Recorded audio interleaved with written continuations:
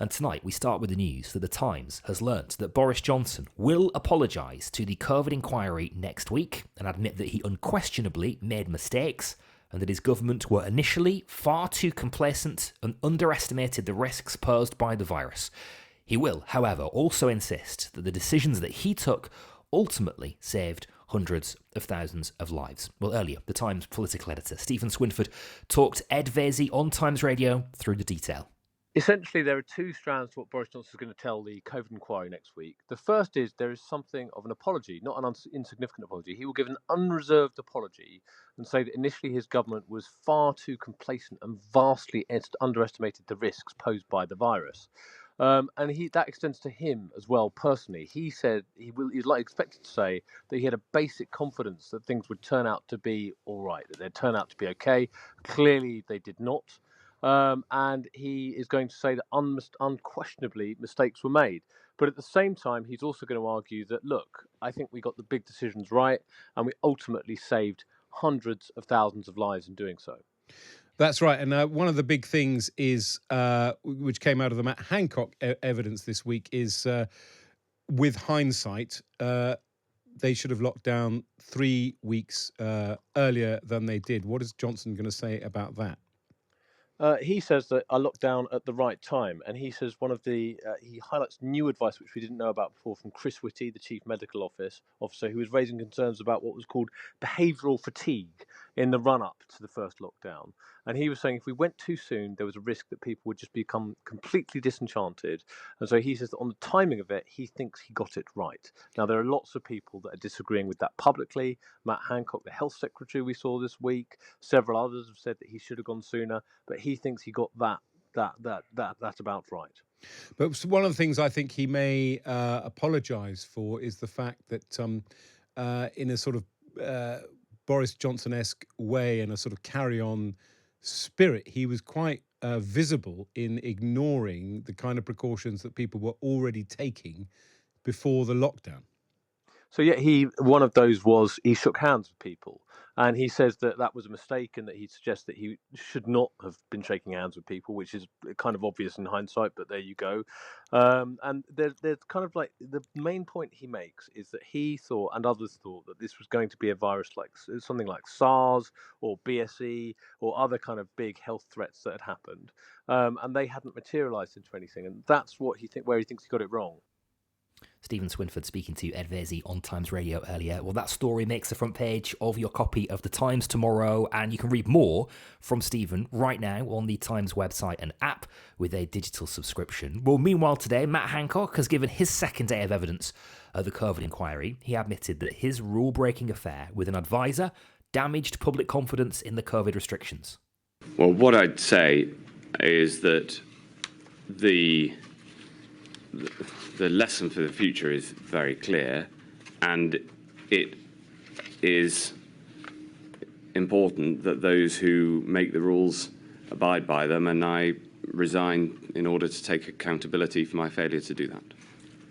And that, to your credit, must have been in reflection of the fact that you understood the importance of, or the deleterious consequences of rule breaking or guidance breaking on public confidence and the public at large. Yes. All right.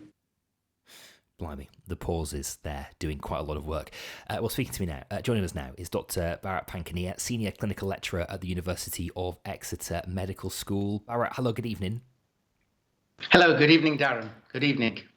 Thank you for being with us. Let's just start with Boris Johnson's remarks tonight, or what we're expecting Boris Johnson to say at the COVID inquiry next week. He will say that the government succeeded in its central aim of preventing the NHS from being overwhelmed, that he made the right decisions at the right times, and he will insist that all 3 lockdowns came at the right time.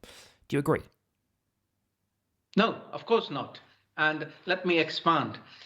This is damage limitation by former Prime Minister Boris Johnson, without a doubt, with respect to the lockdowns. And I clearly remember I was in London, I was talking on LBC, I was talking to Eddie Mayer, and I was saying, I really cannot understand why Prime Minister Johnson says we are going to lock down next week, or words to that effect, when you could say we need to lock down now immediately.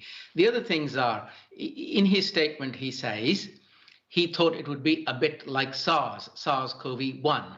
Well, look, if you really understood why SARS-CoV-1 did not take off, you would know that better containment, better test and trace was the thing that saved the day. So SARS-CoV-1 only did not take off because the right things were done at the right time in the right sequence. So SARS-CoV-2 took off because we didn't do the right things in the right way, in the right sequence. Right. However, Boris Johnson would point to some evidence we saw in the COVID inquiry just in this last week from Chris Whitty, in which he warned of behavioural fatigue, that if you were to intervene too early, then you would potentially cause more harm than good. People would effectively give up. With that information, can you understand, Darren, Barrett, that perhaps with that information on his desk, Boris Johnson had a different decision to make? No, I disagree, because whilst Chief Medical Officer Chris Whitty may have said what he said, it works like this. And we know this. We've discussed this endless times, which is you go in early, you come out early.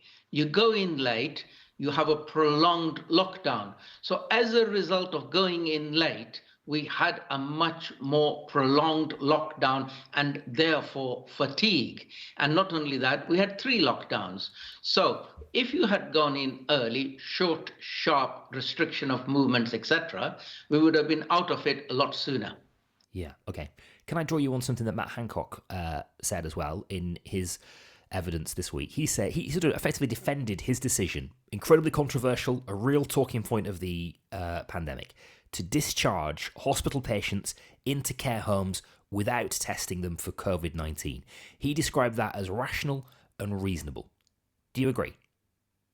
No, because as a result of what he has just said and what he was saying, there's a difference. What he was saying is we're going to have a ring around our social care homes. Well, that ring would include not bringing in infection into those sensitive places. Now, the government should know that nursing homes are not hospitals, and nursing homes cannot cope with an infection that is spreading but through just briefly, Barrett, forgive me, just very, very briefly. The argument, though, is that was going to happen anyway. The argument that Jenny Harries made in her testimony this week as well was that ultimately there were people who were going to need hospital care, and you needed to free up room in those hospitals for people who needed hospital care. And it was just sort of an inevitability that was going to happen. The trouble is, you need to be honest. And the honesty is this. We are sending you somebody who may have an infection and therefore they are infectious. Therefore, will you cohort manage them in a separate part of your care home rather than mix them in a room where next door there is somebody vulnerable, not infected, but are now going to get infected? So we did this. I was looking after many care homes in Essex, and what we did was we cohorted people when we knew that there was an infection in a separate part of the place, and we kept the staff separate as well. But when you don't know that you're supposed to do this, then that infection spreads through the care homes, and then those elderly people die. Okay, so that was as much about the advice and the guidance that was given as well, wasn't it? Barrett, thank you for your time tonight. Really appreciate it. Always value your insights. Dr. Barrett Pankinier, who is a senior clinical lecturer at the University of Exeter Medical School. Wednesday is the day for your diary. Boris Johnson in front of the COVID inquiry, already getting a hint thanks to the brilliant work of Stephen Swinford tonight on what Boris Johnson may say, but we'll have all the twists and turns of it, all the detail you need on Times Radio next week.